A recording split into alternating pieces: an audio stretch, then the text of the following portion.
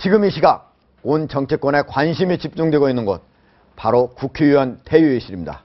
현재 새정치민주연합의 당대표 그리고 최고위원 선출을 위한 예비 경선이 이미 끝나고 지금 개표를 기다리고 있는데요. 잠시 뒤에 개표 결과가 발표될 것으로 보입니다. 저희 쾌도남마가 지금 바로 현장을 연결해서 경선 결과 발표부터 보여드리도록 하겠습니다.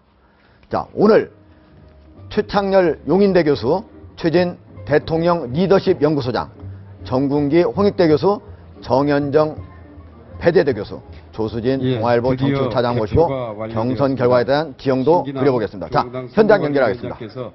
개표 종료를 선언해 주시겠습니다.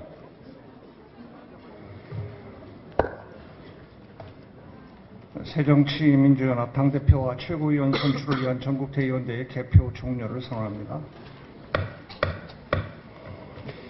투개표 진행과 관리를 정부 선거관리위원회에 위탁을 했고 정부 선거관리위원회에서 수고를 해주셨습니다. 수고하신 정부 선거관리위원회에 감사의 박수를 부탁드립니다.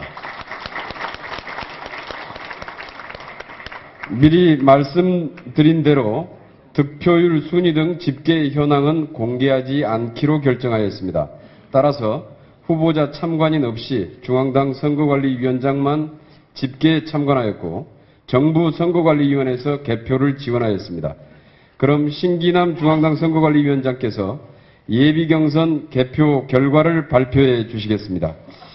미리 말씀드릴 것은 저 혼자 방 안에 들어갔습니다마는 저도 그 표수를 보지를 않았습니다. 보지 않는 게 원칙이고 일부러 안 봤습니다. 그냥 그 컴퓨터로 집계하는 직원 한 사람이 있는데 그 사람이 하는 모습만 옆에서 이렇게 화면을 안 보고 있다가 그 사람이 이렇게 체크해 주는 것만 제가 받아갖고 나왔습니다. 아마 이렇게 철저하게 하는 건 처음인 것 같습니다.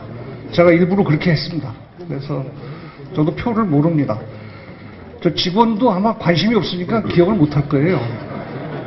저걸 만약 다시 이렇게 하려면 알아보려면 봉인을 해놨는데 박스 안에 그걸 봉인을 뜯어가지고 다시 컴퓨터에 놓고 돌려봐야 할 겁니다. 그래서 그렇게 해서 예년에 있었던 뭐 여러 가지 설왕설래하고 뭐 그런 것을 원천적으로 막자는 의미에서 그렇게 해서 저 숫자를 본 건 선관위 직원 한 사람이고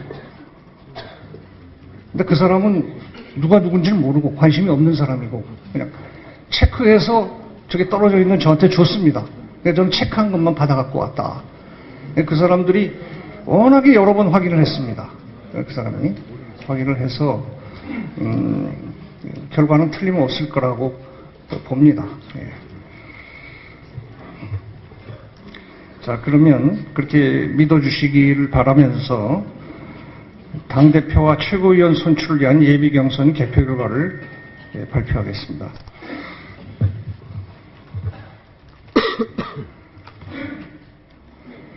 총 378명 선거인단 중에서 326명이 참여해서 378 중에 326, 투표율 86.2%입니다. 86.2%.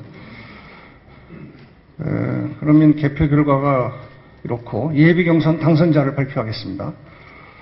먼저 당대표 후보자를 발표하겠습니다. 호명은 기호 순으로 이렇게 제가 부르도록 하겠습니다. 기호 2번 박지원, 기호 3번 이인영, 기호 4번 문재인.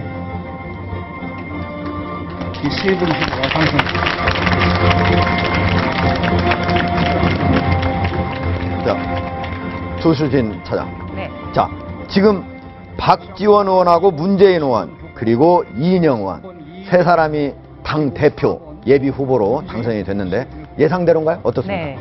일단 이번에 그 5명이 당대표 후보로 나섰는데요. 네. 이 3명이 결선에 진출한다. 네. 그렇기 때문에 이 문재인, 박지원 의원은 어느 정도 안착이 돼 있는 상태이기 때문에 네. 나머지 결선 티켓 한 장을 이인영 의원이 갖느냐 아니면 박주선 의원이 갖느냐 네. 이것이 사실은 관전 포인트였습니다. 네. 네, 그런데요. 아마 3, 4위의 표차 공개는 안 됐습니다만 별로 그렇게 크지는 않았을 거다. 어허. 네. 다만 이인영 의원 같은 경우에는 서울의 지역구를 뒀고요. 네. 또 고향이 충청입니다. 지금 그 5명의 주자 중에 충청 출신의 아무도 없었기 때문에 이 충청 표하고 그리고 또 이 서울 지역 표가 네. 상당히 가지 않았느냐. 아하. 그리고 또 이 당내 지금 주류는 한 축은 친노 그룹이고 한 축은 486 그룹입니다. 그렇기 때문에 이 기본적으로 이 486의 표가 많았고요. 네. 그리고 또 한 가지는 이번에 전당대회에서 당대표 후보를 검토하다가 불출마 선언한 네. 정세균 의원 표가 상당히 있습니다. 아하. 이 표가 어디로 가느냐. 그런데 이 표가 이인영 의원 쪽으로 상당히 갔을 거다. 가능성이 왜냐하면 두 사람이 고려대 선후배기도 하고요. 또 고려대 총학생회장 선후배기도 합니다. 예. 또 한 가지는 그 정세균 의원의 경우에 마지막까지 문재인 의원과 그 막판 절충을 타진했습니다. 네. 진짜 나올 것이냐. 그랬기 때문에 문재인 의원 쪽으로는 가지 않았을 거다. 그래서 이 서울표, 충청표, 그리고 486 그룹표, 그리고 또 하나는 정세균 의원의 표. 예, 이것이 이인영 의원이 컷오프를 통과하게 된 원동력이 아닌가 이렇게 보입니다. 자, 그러면 최재형 소장님, 네.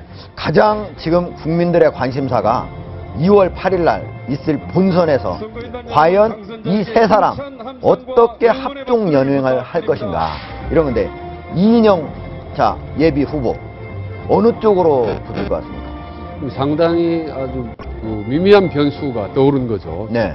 지금 세대 교체론을 주장하고 이인영 후보가 해서 이번에 이제 3위에 당선이 됐는데, 예.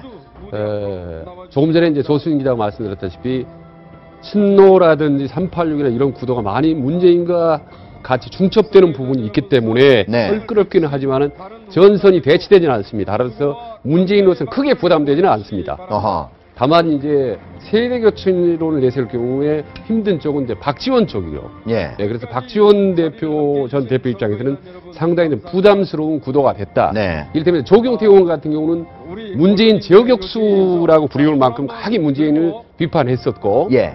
그리고 박주선 의원 같은 경우도 아주 각을 세워서 뻔뻔하다 하고 이제 문재인 후보를 구성했기 때문에 네. 두 후보가 됐으면 문재인이 상당히 부담스러웠을 겁니다. 예. 그러니까 문재인 후보 입장에서는 가장 세 사람 중에 유리한 구도가 된 거죠. 예. 박지원 후보 결국은 제일 껄끄러운 상대가 예. 된 거고.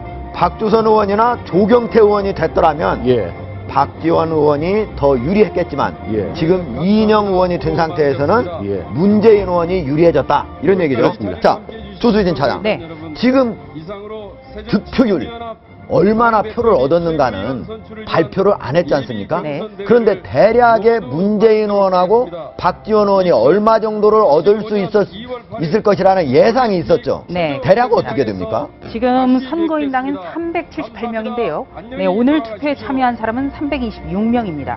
그러니까 한 50명 정도 안 왔는데요. 예. 역대 선거에 비춰봤을 때 5, 60명 정도는 불참하지 않겠느냐 어허. 이렇게 봤습니다. 그래서 한 320명 정도가 투표를 한다고 치면 네. 이 당내 개파 분포도로 볼 때 한 문재인 의원이 150표 정도 가져가지 않겠느냐. 어허. 네.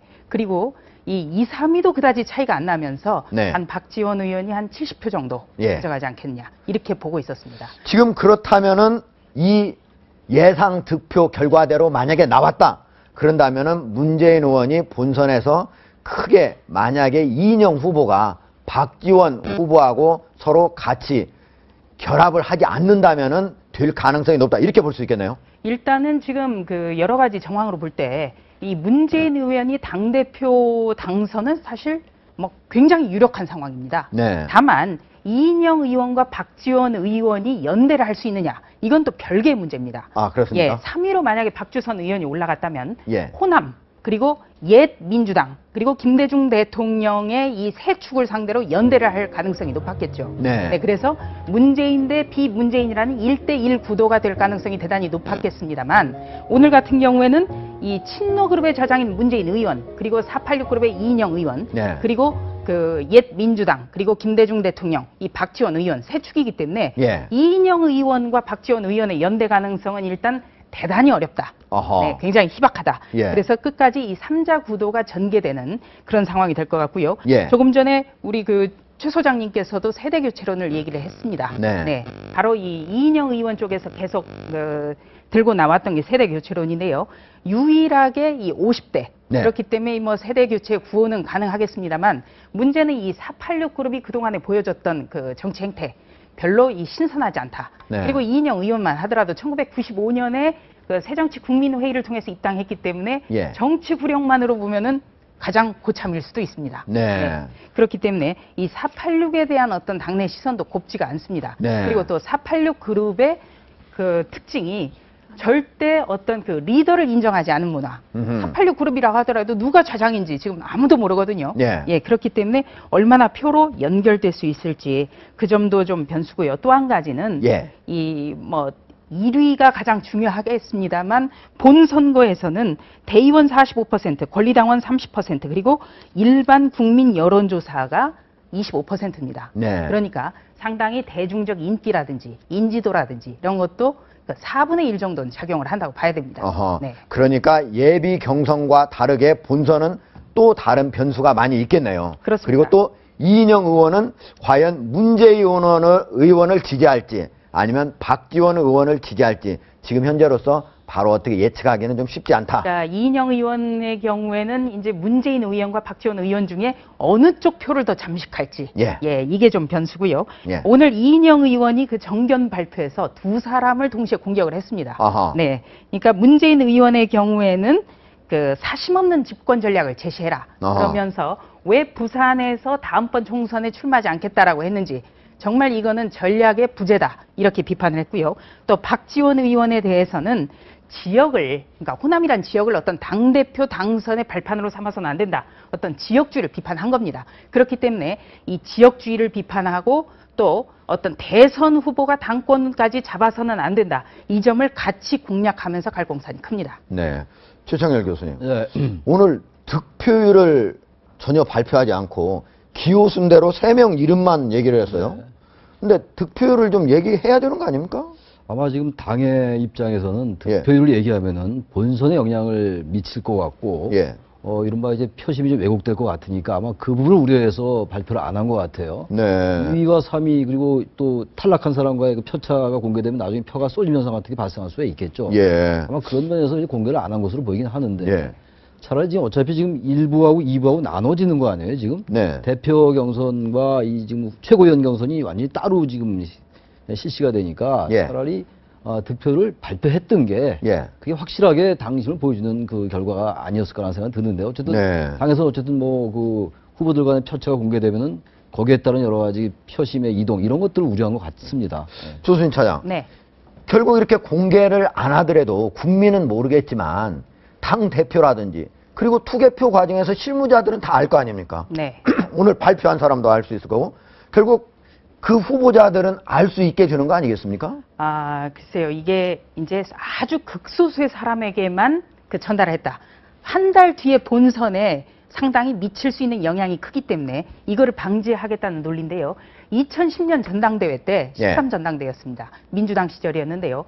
그때도 본선으로부터 딱 한 달 전에 예비 경선이 실시가 됐는데 네. 그때도 이런 이유로 공개를 안 했습니다. 예. 그런데 예비 경선이 끝나고 나서 다음 날에 한 일간지에 일면 톱으로 무슨 기사가 나왔냐면 그 이인영 의원이 2위로 예선을 통과했다. 네, 이런 기사가 나왔습니다. 예. 그러니까 어떻게든지 누구나 그 여론을 몰아가면서 충분히 그 여론몰이를 할 수 있는 오히려 소지가 크고요. 네. 또 한 가지는 오늘은 철저하게 당원 중심의 선거입니다. 철저한 조직 선거입니다. 그런데 조금 전에 말씀드렸다시피 한 달 뒤에 본선거는 대의원 45% 그리고 권리당원 30% 일반 당원 플러스 국민이 25%를 차지합니다. 네. 그렇기 때문에 철저한 당원 선거가 아니거든요. 그렇기 때문에 이번 예비 선거 결과가 반드시 본선으로 이어진다는 보장이 없습니다. 네. 그렇기 때문에 차라리 공개를 해서 오히려 흥행을 그 불러일으키는 그런 요소가 있어야 되지 않느냐 이런 예. 지적도 적지 않습니다. 정현종 교수님, 이번에 당대표하고 최고위원회 선거를 서로 분리를 했습니다. 그러다 보니까 저는 이 최고위원회 나온 그 의원들 전병헌, 이목희, 주승용, 유승희, 정청래, 문병호, 오영식 여기까지는 국회의원이라 그래도 이름을 좀 한번 들어본 것 같은데요. 박우섭 인천 남구청장, 노영관 수원시 의원. 이름조차도 잘 일반 국민들이 알기도 어려운 분들이에요. 이런 분들이 만약에 그러면 최고위원이 된다. 지금 9명에서 컷오프에서 1명만 탈락한 거 아닙니까? 이거 이런 식으로 왜 했습니까? 그러니까 뭐 그 분리하는 것의 의미는 실제로 이게 당대표 선거만큼 최고위 선거도 중요한 것이고 나름대로 어떤 당의 대표성이라고 하는 것 그리고 사실은 민주당 새정치민주연합은 최고위 체계가 의사결정 체계로 굉장히 중요한 의미를 갖고 있거든요. 당대표뿐만 아니라. 네. 그러니까 이제 쓸려가거나 휩쓸려갈 수 있는 가능성 같이 하게 되면 예. 그러니까 좀 분리해서 하는 것은 실제로 의미가 있을 것 같아요. 그 최고위가 하는 역할의 만큼 예. 사실은 뭔가 그 보여지는 그런 대표성의 부분 이런 것들을 보장하기 위해서는 상당히 의미가 있지만 그럼에도 불구하고 지금 말씀하신 것처럼 예. 실제로는 이 이른바 그 어떤 사람들이 나올 수 있는지에 대한 나름대로의 어떤 그 기준과 예측할 수 있는 부분들이 상당히 취약한 거는 맞는 예. 것 같아요. 최 교수님 어떻게 네. 보십니까? 예. 저도 뭐, 좀 비슷한 의견인데요. 예. 다만, 민주당의 최고위원이다. 말 그대로 최고로 예. 위상을 갖추고 어떤 경력이라든지 정치적 경륜을 갖고 있는 사람들이 민주당의 지도부다라는 인식을 심어줄 때 네. 국민들도 저는 수권 능력이 있구나. 충분히 이 야당과 집권 여당과 맞설 수 있는 그런 진용을 갖추었구나라고 판단할 텐데 네. 지금 이번에 몇몇은 좀 사실 과거에 비해서 상대적으로 좀 많이 좀 하락하지 않나 예. 그런 점에서 뭐 일각에서는 뭐 최고위원이 아니라 최저위원들 아니냐라고 그런 비판도 있는데 예. 앞으로 그런 지명도를 극복해서 저 9명의 새로운 최고위원들이 훨씬 더 대표 못지않는 정치력을 보여주어야 오히려 새로운 정치의 가능성이 있구나라는 민주당 희망을 줄 수 있다고 봅니다. 알겠습니다. 조수진 네. 차장. 네, 새누리당에 일단 좀 비교를 하는 게 좀 쉬우실 것 같은데요. 네. 새누리당 같은 경우는 지난 7.4 전당대회 대표와 최고위원을 한꺼번에 뽑아서 1위가 대표가 되고 2위부터 5위까지가 최고위원이 됐습니다. 네. 이런 거를 바로 이제 집단성 지도체제라고 하는데요. 예. 지금 김무성 대표가 박세일 씨를 여의도 연구소장에 임명하는 문제를 놓고서도 결론을 못 내고 있습니다. 네. 왜냐하면은 이 집단성 지도체제 같은 경우에는 그 논의를 모아서 결정을 하는 그러니까 대표의 권한이 상당히 견제를 많이 받거든요. 네. 근데 새정치민주연합 같은 경우에는 야당이고 또 다음 어떤 총선과 대선에 흔들림 없이 그 대비를 하려면 대표의 권한이 강해야 된다. 흔들려서는 안 된다. 이런 취지에서 이번에는 대표 따로 최고위원 따로 이렇게 선출을 하기로 했습니다. 네. 이런 거를 이제 그 단일성 지도체제라고 하는데요. 예. 이 단일성 지도체제 약점이 하나가 있습니다. 네. 바로 어떤 약점이 있습니까? 이 대표 따로 최고위원 따로 뽑기 때문에 최고위원 선거가 2부릭으로 전락하는 어허. 그래서 관심을 처음부터 받지 못하는 그런 결과가 되는 거죠. 그래서 최고위원이 아니라 최저위원이다. 이런 얘기도 있다는 거죠. 네. 예. 그래서 뭐 오늘 그 야당의 잔치날이기도 한데 네. 저는 근본적으로 그들만의 리그가 되고 있다. 감흥이 없다. 네. 지금 뭐 저 박지원이 되든 문재인이 되든 뭐 이인영 486의 주자가 되든 큰 흥행이 없었어요. 그런 점도 있고 그다음 우리 조 차장께서 아주 예리하게 잘 분석을 해주셨는데 네. 그 여당에 비해서 그 단일성 집단지도 체제이기 때문에 불리했다 이런 얘기를 하고 드릴 수가 있는데 네. 문제는 말이죠. 저는 중앙위원회 그 선거로 컷오프를 한다. 이거 굉장히 비민주적인 겁니다. 네. 그 중앙위원들이 국회의원들하고 지역위원장이죠. 야당은. 그 다음에 당 간부들인데 예. 당 간부들이 컷오프를 한다. 이거 좀 말도 안 되는 겁니다. 네. 우리가 그 대선이나 이런 거 그 할 때 그 토론, 방송사의 토론이 중요하니까 그 컷오프 시킬 때 여론조사를 하지 않습니까? 네. 이런 걸 생각하면 새누리당의 그 어떤 그 경선 과정보다도 더 비민주적이라는 거죠. 예. 저는 참 우리가 안타까운데 흥행도 안 되고 그 다음에 누가 몇 표를 얻었는지 그 밝히지도 않고 이런 그 신기란 의원 나와가지고 멀쩡한 그 굉장히 그 머쓱하니까 나와서 사설만 앞에 길게 얘기하는데 이런 점이 우리 야당이 앞으로 보완하고 더 그 선명해야 될 부분이 아닌가 생각이 됩니다. 예. 최고위원을 지금 따로 뽑는 거잖아요. 지금 1부리고 2부리고 아까 말씀하셨는데 이 자체가 대단히 잘못됐다고 봐요. 왜 그러냐면은 네. 아까 뭐 두 분이 다 말씀하셨습니다만 지도부라는 게 어떤 대표와 최고위원들이 구성을 하는 거 아닙니까? 예. 그러면 이게 아예 선출할 때부터 다른 리그로 뽑아버린 말이죠.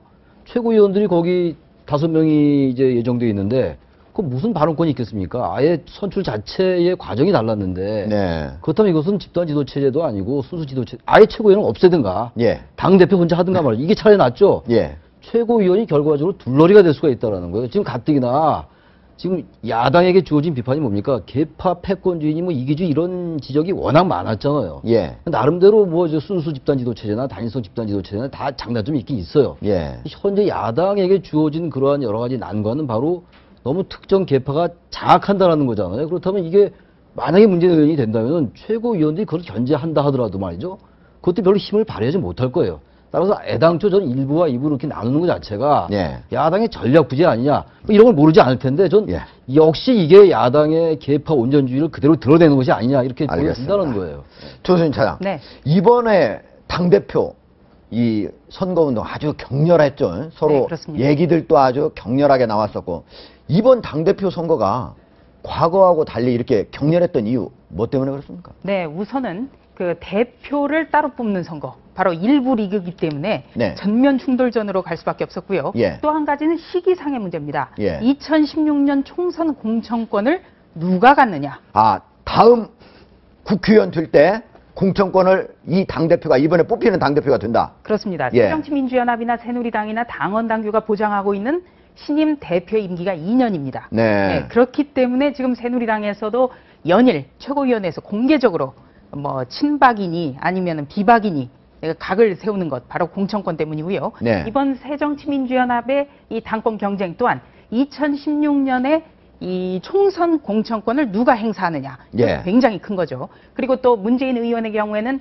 2016년 총선 공천을 통해서 자기의 어떤 친노의 입지를 굳건히 굳히면 바로 다음에 있는 2017년 대선 후보로 가는 길이 굉장히 순탄해질 수밖에 없습니다. 네. 바로 2016년 총선 공천권 때문에 가열될 수밖에 없었습니다. 네. 그 뭐 사실은 공천권을 전제로 한 그 당대표 선거는 가열될 수밖에 없는 거고 어떤 네. 상황에서라도. 근데 이번 같이 사실은 제가 이제 보는 관점은 뭐냐면 이 과거 민주당의 대립축이 전면적으로 이제 드러난 거죠. 중간에 이제 이른바 다른 세력들과 이렇게 새정치 세력들과 함께 하면서 그런 것들이 좀 그 대립선, 대립각이라는 게 좀 물밑에 가라앉아 있었거든요. 네. 근데 이번에는 과거 전통 민주당의 대립각이 황당하게, 그러니까 열린우리당 계열과 실제로 과거 호남 중심의 민주당 계열이 한번 맞붙을 수 있는 예. 아주 선명성을 갖는 대립구도가 형성이 됐기 때문에 오히려 제가 볼 때는 그런 관점에서 이런 가열될 수 있는 선거운동이 좀 더 격하게 갈 수 있는 예. 가능성이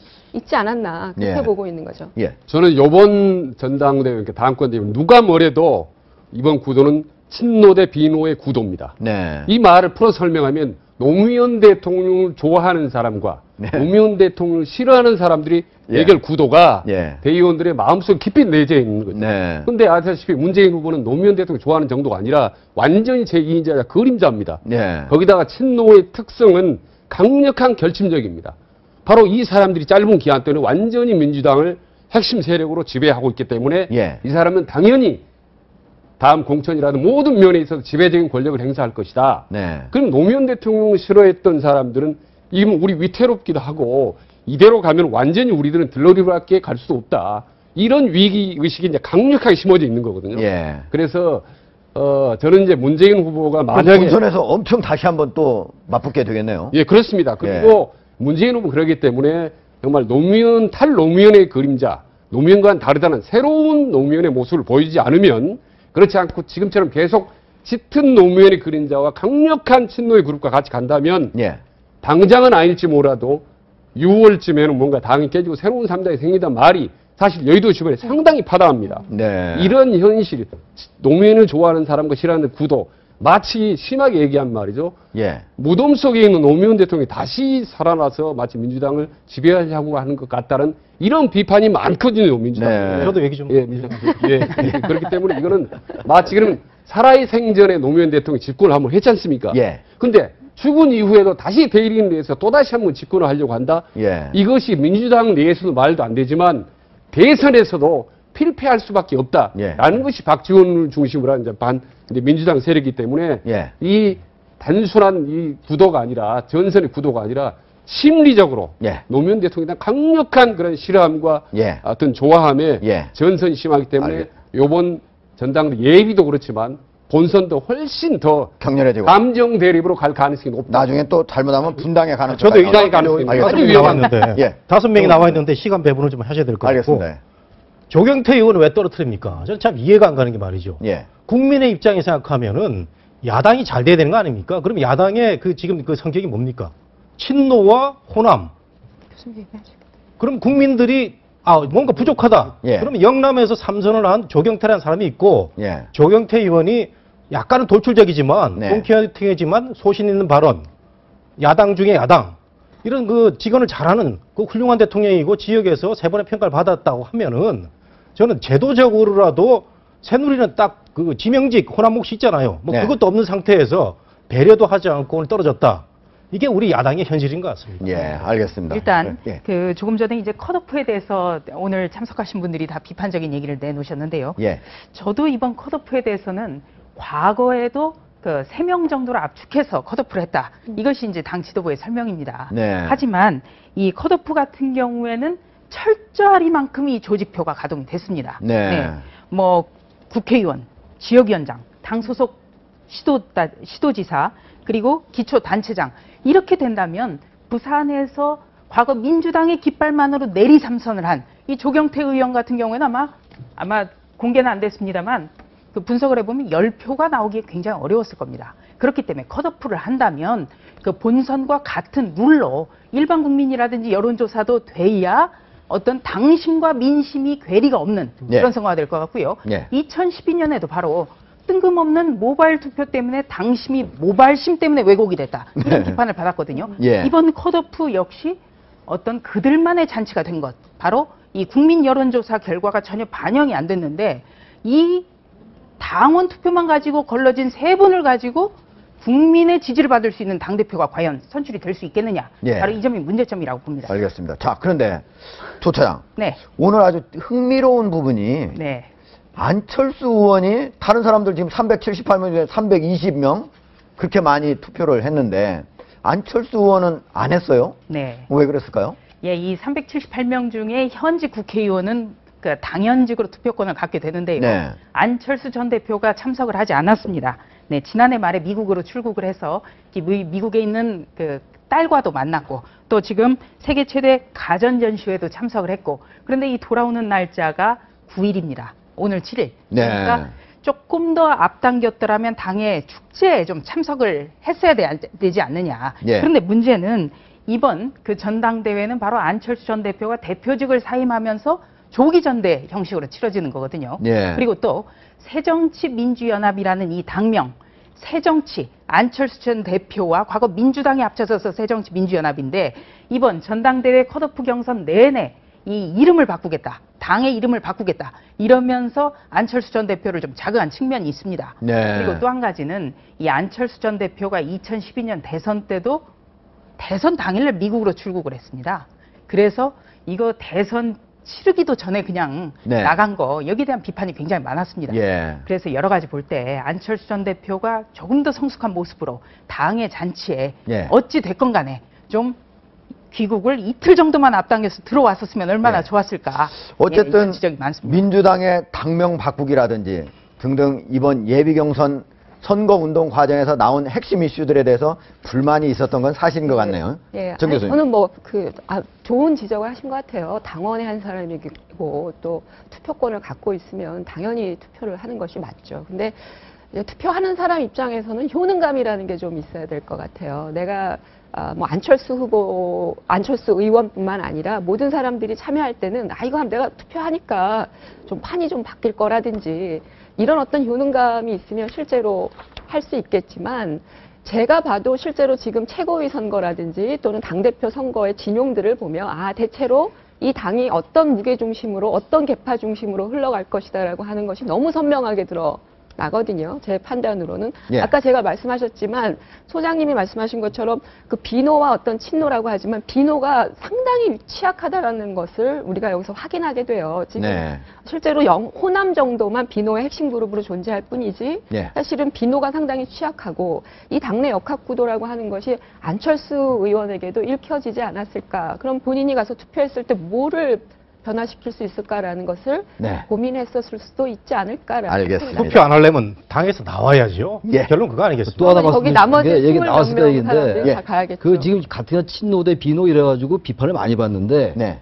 그것도 느닷없이 또 안철수는 왜라는 책이 나와가지고 말이죠. 예. 안철수 의원은 그렇죠. 오늘 나왔죠. 자기하고 상의 안 했다고 그러지만 예. 그 과거 대선 책임론을 또 걸어나는 거 아닙니까? 이건 네. 절대로 바람직하지 않아요. 그 교수님께서 아직 책을 읽어보시지 않으셔서 우리 정 교수는 직접 사인 일부러 그래서 제가 그래서 말씀드린 거예요. 옆에 제가 계셔서 여기서 내가. 오늘 해명을 드리겠습니다. 예. 간단하게 좀 네, 해주시죠. 안철수 의원과 이 책은 사전에 협의를 해야 될 이유가 없는 책이에요. 네. 왜냐하면 예. 이 책은 안철수라고 하는 사람에게만 포커스가 맞춰서 이루어진 것이 아니기 때문에 그런 것이고요. 예. 안철수 의원과 과거의 독자 창당이든 아니면 여러 가지 활동들을 같이 했던 이른바 세력, 예. 아주 미흡하지만 그 세력들이 거쳐왔던 여러 가지 과정들 속에서 잘못된 점과 문제점을 한번 회고하고 예. 앞으로 어떤 방식으로 전망을 찾아갈 것인가를 스스로 논의를 해보자.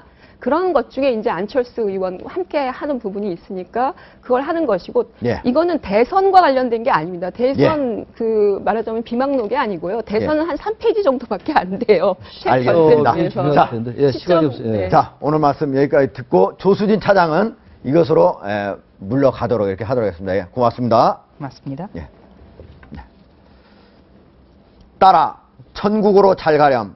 아빠는 지옥에서 죗값을 치를게. 한때 남부럽지 않게 살던 한 가족의 가장은 결국 세상에 홀로 남아 죗값을 치르게 됐습니다. 하지만 잠결에 살해된 세 모녀의 영혼은 그 누가 달래줄 수 있을까요? 가난하게 살게 될까 불안해서 가족 모두를 죽음에 이르게 한 이 남자. 이런 극단적인 선택을 하게 된 배경은 무엇이고 그는 어떤 사람이었는지 심층 분석해 보도록 하겠습니다. 자, 정국 교수님. 네. 네. 오늘 이 사람 예.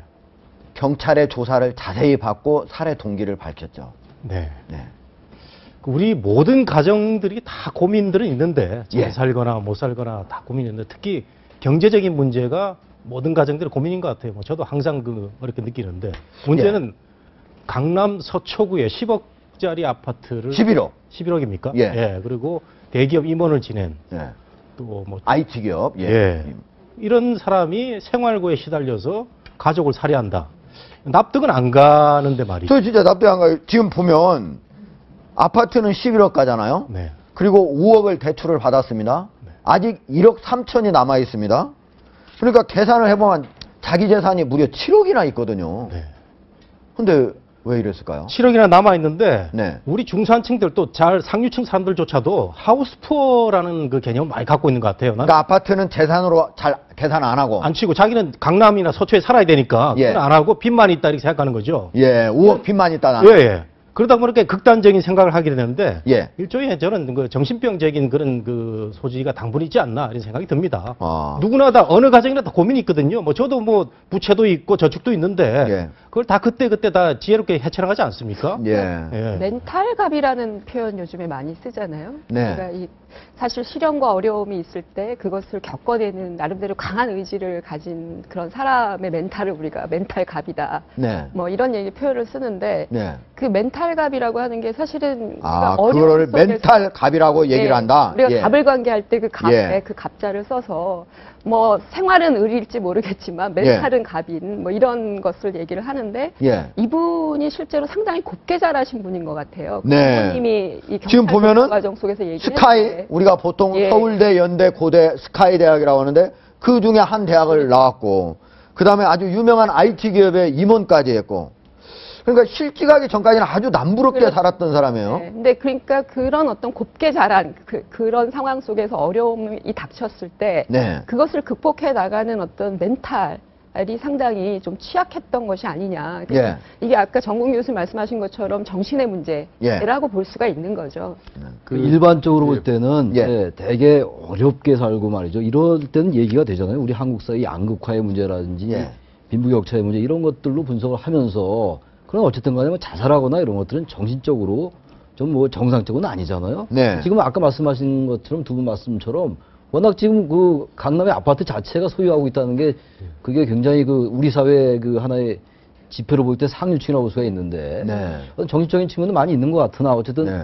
그 저런 분들은 아마 또 다른 자기와 비슷한 계층과의 비교감 같은 것도 있지 어허. 않을까. 나하고 똑같은 대학을 상대적 나오고 박탈감 같은 예. 것들. 그래서 정신적인 문제로만 치부할 부분이 아니고 또 사회학적으로 볼 부분도 좀 있는 것 같긴 합니다. 네. 또 그렇지만은 네. 이게 진짜 우리 시대의 어떤 슬픈 아버지들의 자화상이거든요. 예. 이 친구도 자살한 사람도 40대 지금 중후반인데 예. 우리나라 아버지들이 정말 강하지 않습니다. 여기 저도 아니고 다 아버지들이지만 강하지 않고 강한 생활력이 없이 예. 의외로 험하게 무너져버린 경향이 있는데 이를테면 근데 가난한 사람이 더 가난해지면은 별로 크게 부담을 못 느끼는데 예. 부자였던 사람이 다 가난하게 되면요 예. 훨씬 그 상대적 박탈감이나 견디지를 못합니다. 근데 우리 정국규 교수님 빚 있어도 예.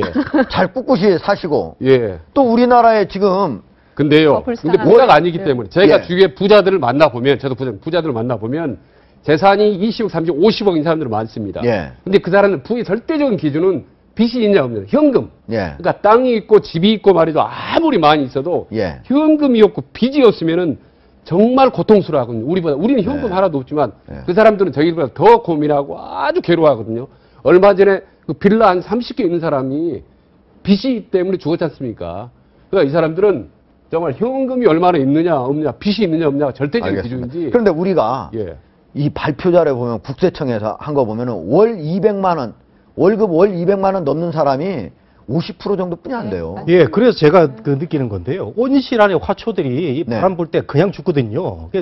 저만 해도 뭐 그 중산층 친구들이 많이 있는데 저만 해도 뭐 지방대학에서 박봉도 받아보고 실업자도 됐다가 뭐 이렇게 그 역정을 겨친도 많이 단련이 됐는데 제 친구들 중에 그 대기업의 임원들 말이죠. 아주 잘 나가는 친구들이 잘 나가다가 갑자기 이제 그 직장에 잘려가지고 임원을 한 5, 6년 한 사람이 동창회 안 나옵니다. 뭐 심적인 타격을 받아 안 나온다는 거예요. 이런 점을 생각하면은 중산층으로 큰 사람들, 예. 사는 사람들이 더 이런 외부 충격이 약한 것 같아요. 그러니까 이분이 그 주식을 또 하셨더라고요. 예. 주식을 했는데 오히려 그런 거보다는 좀 더 생산적인 일, 뭐 자영업 보통 많이 네, 하잖아요. 그렇죠. 뭔가 그런 좀 낮은 지위, 본인의 생각에서 낮은 지위에서 뭔가 건설적인 방식으로 설계할 수 있었을 텐데도 예. 그조차도 생각을 못했고, 예. 알겠습니다. 결국 이게 우리 강남 중산층의 유리잔처럼 깨지기 쉬운 그런 자존감 이런 것을 보여주는 것은 아닌가 이런 생각이 듭니다. 자, 어쩌다 대한민국은 갑질 공화국이 됐을까요? 이른바 땅콩 공주님의 갑질로 온 나라가 예민해져 있는 판국에 갑질 본능을 주체 못하는 슈퍼갑들의 릴레이가 멈출 줄을 모르고 있습니다. 특히 백화점 주차장의 아르바이트생을 무릎 꿇린 VIP 모녀 연일 입방아에 오르고 있는데요. 저희가 채널A 기자가 그 피해 당사자 무릎 꿇었던 아르바이트생을 단독으로 인터뷰했습니다. 먼저 그 얘기 들어보겠습니다. 고급 승용차가 차량 2대를 주차할 수 있는 자리에 중간에 차를 세우자 아르바이트생이 차를 빼줄 것을 요구하면서 실랑이가 벌어졌습니다. 한 가지로 가장 결정적인 거는 그 두 모녀의 인터뷰 영상을 제가 봤어요. 네. 근데 그거는 사실이 아니에요. 그거는 우리가 먼저 무릎을 꿇은 게 아니라 그쪽에서 무릎을 꿇으라고 강요를 해서 우리가 꿇은 거고, 네. 이것도 이미 뭐 경찰서 가서 다 진술한 내용이고, 이거 하나만큼은 확실해요. 저희가 잘못한 건 없고 그쪽에서 그냥 우리를 무릎 꿇으라고 강요를 한 거고, 저희가 추가적으로 3명이 무릎을 꿇었잖아요. 네, 맞습니다. 근데 그거는 고객님께서 그냥 그 근무자분을 이제 일으켜 세웠다는 이유 하나만으로, 그거 하나만으로 저희한테 욕을 하시고 무릎을 꿇게 강요를 하신 거고, 저희는 고객님께 대들거나 욕하거나 그런 적이 전혀 없어요. 그거는 뭐라고 하시면서 한 건지는 잘 모르겠는데 가슴을 밀치고 이렇게 멱살인지 아닌지는 잘 모르겠는데 이렇게 자꾸 막 흔드셨어요. 멱살 같은 걸 이렇게 옷깃을 잡고 흔드셨다는 내용인가요? 그렇죠. 이렇게 그냥 양팔을 잡고 흔든 건지 이렇게 옷깃을 잡고 흔든 건지 그건 정확한 제가 기억이 잘 안 나거든요. 근데 잡고 흔든 건 제가 기억이 나요. CCTV에도 A씨가 주차요원들을 밀친 정황이 드러난 상황. A씨는 폭행 혐의를 전면 부인하고 있는 것으로 전해졌습니다. 경찰의 출석 요구에 대해선 이번 주는 바쁘다며 다음 주에 출석하겠다고 말한 것으로 알려졌습니다. 네, 청 교수님. 지금 원래 이 백화점 모녀 자기가 직접 무릎 꿇린 건 아니다. 스스로 꿇었다. 네. 이렇게 얘기를 했었잖아요. 알고 있었죠. 근데 지금 옆에서 본 아르바이트생 얘기는 억지로 무릎을 꿇렸고, 그리고 또 다른 동료가 와서 왜 무릎 꿇냐고 이렇게 세우니까 너도 꿇어 해가지고 또 꿇었고, 심지어 욕을 하도 많이 해서 그런 욕은 처음 들어봤다 이런 얘기예요. 완전히 서로 다른 얘기네요. 그러니까 저도 사실은 의아했었거든요. 네. 우리 지금 뭐 저 아르바이트 청년이 한 20대 청년인데 한참 이 자존심이 강하고 예. 자존감이 강한 나이거든요. 그렇게 쉽게 무릎을 꿇기고 뭐 말로도 사과할 수 있는 거고 뭐 네. 이런 상황인데 지금 바로 저 장면 무릎 꿇린 했다라는 장면이네요. 거는 저도 추측을 하기로는 뭔가 강압이 있었을 것이다. 네. 그러니까 특히나 저 고객들이 VIP 고객이잖아요. 하루에 그 백화점에 와서 한 600만 원 정도의 쇼핑을 할 정도로 네. 상당히 VIP인데 그래서 뭔가 압박을 주었지 않았으면 안 하지 않았을까. 근데 정말로 압박을 주었는데 아르바이트생은요 비정규형의 노동자 중에서도 가장 취약하고 열악한 사람인데 예, 우리 정현정 교수님 막 목소리가 떨리네요. 예, 저는요 네. 정말 그것이 얼마나 힘든 일이라고 하는 걸 알고 또 저 직장을 잃을까봐, 네. 그 아르바이트 자리를 잃을까봐 사실은 무릎을 꿇을 수밖에 없는 저 젊은 청년에게 너무 가혹하고 이건 노블리스 오블리주의 문제도 아니고 자식을 키우는 엄마였다라면 어떻게 저렇게까지 할 수 있었을까라는 그러니까요. 생각이 신발을 벗는 방 안에서도 무릎 꿇기가 예. 싫은데 자기 어떻게 자식이라고 주차장에서 생각을 무릎을 하면. 스스로 꿇겠습니까? 그런데 정국 교수님, 네. 무릎을 꿇은 게 그냥 뭐 한 5분, 뭐 1분 이렇게 꿇은 게 1시간 넘게 꿇었다면서요? 예. 그러니까 문제가 되는 거고. 예. 근데 원인 제공은 그 주차 요원이 한 것 같아요. 그 허공에다가 주먹질을 했다는 거 아닙니까? 근데 허공에 주먹질 한다고 그게 무릎을 꿇릴 사안입니까? 사과할 그렇죠. 수 있는 거기서 거죠. 잘못된 건데 예. 이제 원인 촉발을 한 측면은 있고. 게다가 들어오지 말고 너 아래층으로 내려가라 했는데 안 내려간 거 아닙니까? 그렇죠. 그래서 이제 무릎을 꿇게 하는 이거 제가 오늘 조사를 좀 해봤더니 예.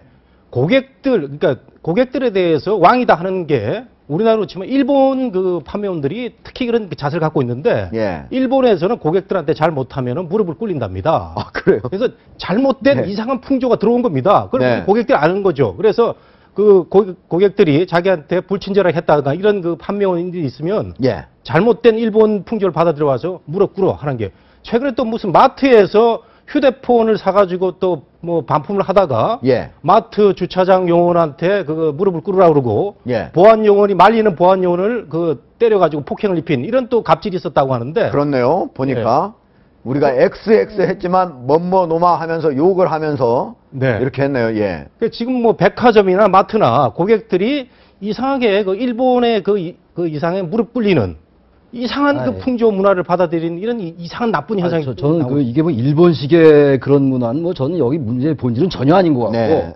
제가 정 교수 말씀을 부인하는 건 절대로 아닌데 네. 그게 본질은 전혀 아니고요. 예. 지금 아까 무슨 뭐 저기 그 강남에 뭐 그런 얘기 했었잖아요. 예. 그 사람은 정신적으로 문제가 있다라고 말씀을 나눴는데 네. 한국 사회가 정신 이상증에 걸린 겁니다. 저런 것들이. 네. 갑질이 너무 많아. 전 갑질의 문제가 아니라 정신병자들이에요. 어떻게 자기한테 허공에 그랬다 막 때려도 되는 겁니까? 그러니까요. 요새 뭐 정치권에 나온 얘기 있죠. 뭐 저기 뭐 자력구제 금지 원칙도 있고 과잉 금지 원칙 그거 다 어디 갔습니까 도대체? 저는 이렇게 생각해요. 물론 전체로 볼 땐 극히 일부지만 네. 이게 가진 자와 못 가진 자의 문제에 있어가지고 한국 사회가 정말 돈이 지배하는 예. 자본 권력이 모든 정책으로 또 포획한 그것과 전 무관하지 않다고 봐요. 그러니까 이런 일들이 자꾸 생기는 거 아닙니까? 저 상상이 가는 일입니까 저게? 그러니까요. 저도 같은 맥락인데 네. 지난 시간에도 말씀드렸지만 이게 극도로 어떻게 보면 분노 사회라고 할 수 있거든요. 네. 걸핏하면 작은 것을 엄청난 분노를 폭발해버리는 건데. 네. 그러니까 온통 분노 조절 장애에 걸린 사람이 땅콩 조현아뿐만 아니라 상당수 국민들이 사실 그런 좀 증세가 있다고 그렇기 때문에 우리는 분노 치유 프로그램을 만들자라고까지 지난번에 그래서 그런지 제안을 직장 생활 중 예. 갑에게 부당한 대우를 당한 경우에 무려 90%에 이르네요. 근데 예. 그래서 말이죠. 그 예. 우리나라 사회가 지금 모든 이슈에 대해서 갑을관계로 지금 진행이 되고 있고 분석을 하고 있어요. 그래서 네. 저는 방송 출연하면서도 앵커가 갑이고 내가 을일까 이런 생각도 해보는데 평등 관계입니다. 전혀 갑을 관계 그렇죠. 아닙니다. 예. 교육의 현장에서도 교수는 갑이고 학생은 을이다 이런 그 풍조가 만연해지고 있고요. 네. 취업의 현장에서 기성세대들은 정년이 연장돼가지고 갑이 됐고 네. 우리는 취업을 못 받다 을이 됐다. 우리 대한민국 사회가 모든 그 현상을 갑을관계로 분석하는 이게 정말 나쁜 풍조가 지금 그러니까 우리가 있습니다. 과거에 예. 그 졸부라는 개념도 있었고 우리가 아주 빠르게 사실은 부를 축적한 사람들이 있거든요. 네. 그러니까 이런 사람들 구체적으로 말씀하셔야 되는 게 모든 갑을 관계 안에서 갑이 을에게 그렇게 심하게 대하는 게 아니에요. 근데 중요한 건 아까 교수님 말씀하신 것처럼 있는 사람들이 사실은 가질 수 있는 도덕적 관점 또는 어떤 사회적 책무 이런 것들에 대한 의식이 너무 취약한 사회가 우리 사회라는 것이죠. 근데 그게 있는 사람으로 사실은 일반화하면 안 분노의 되죠. 문제로 그건 볼 개인의 수 문제, 없어요. 개인의 그거는 문제. 우리가 짚고 넘어가야 될 문제예요. 부분은 있어요. 정 교수님하고 알겠습니다. 일리가 자, 있다고 저는 보는데 1분 뒤에 네. 돌아오도록 하겠습니다. 쾌도남마 오늘 준비한 소식은 여기까지입니다. 시청해주신 여러분 고맙습니다. 자, 마지막 한마디. 전 이러한 일들이 말이죠. 인간에 대한 최소한의 배려라고 그럴까. 존중 이런 것들이 점점 상실돼 가고 있다는 것을 전 반증이라고 봐요. 네. 가진 자와 못 가진 자의 문제도 물론 포함이 됩니다만 예. 가진 자건 못 가진 자건 어쨌든 간에 자신의 어떤 이기주의적 이런 것들이 너무 온전하고 있다. 이런 것들이 극화되고 있다고 보여져요. 배려가 있는 사회가 돼야 된다. 남에 대한 예. 존중 이런 게 예. 필요하다는 생각이 우리는 듭니다. 부당한 너무나 과도한 갑질에 대해서는 이제는 우리의 목소리를 우리가 분명하게 내자. 네. 무릎 꿇지 말고 예. 겸손하게 우리 할 얘기를 좀 제대로 하는 그런 사회가 됐으면 좋겠습니다. 예. 알겠습니다. 우리 정 교수님 한마디 더. 의뢰 사회에 대한 부분을 우리가 좀 배려하고 네. 또 돌아볼 수 있는 그런 문화가 사회가. 조성됐으면 좋겠습니다. 알겠습니다. 처음 얘기하시는데 예, 정 될 때도 교수님. 있고 의리 될 때도 있는 겁니다. 네. 그러니까 항상 역지사지 입장에서 서로 배려해야 된다는 거죠. 알겠습니다. 오늘 말씀 진짜 감사합니다. 예. 아.